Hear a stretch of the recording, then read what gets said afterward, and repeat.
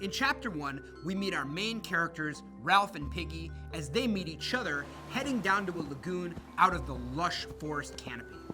The boys realize their plane was shot down and that there are no adults on the island. Ralph? He's pretty excited and handling it pretty well. Piggy? He's really concerned. Now, Ralph makes fun of Piggy for revealing his nickname, which is Piggy. Piggy's chubby, he has asthma, and he wears glasses, and he definitely doesn't want his nickname repeated. Ralph laughs about it, and the two begin to bond. Ralph is surprised that Piggy doesn't want to swim, and he makes fun of him for having asthma. Ralph tells Piggy that his father was in the Navy and that he'll be there to rescue them. But Piggy says that might not happen because an atom bomb went off. It may have destroyed humanity.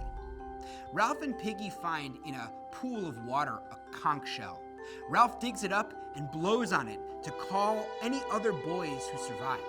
Sure enough, a group of boys begin to come out of the woods, including choir boys led by Jack, who says the boys will have to look after themselves.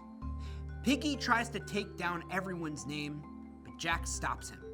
He calls Piggy Fatty, establishing right away that Piggy's going to get picked on through most of this book. Ralph corrects Jack, and everyone laughs. Ralph says they need to elect a chief.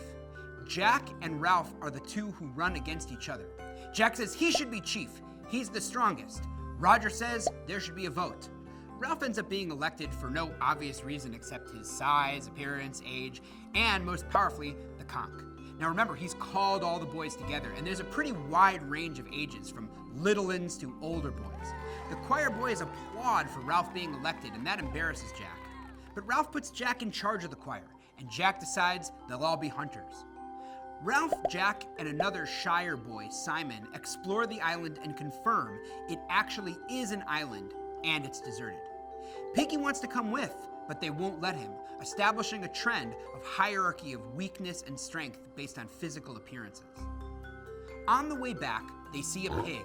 Jack has a knife and is ready to kill it, but he pauses. The pig's able to get away, and Jack consoles himself saying, "I was choosing the place. Next time."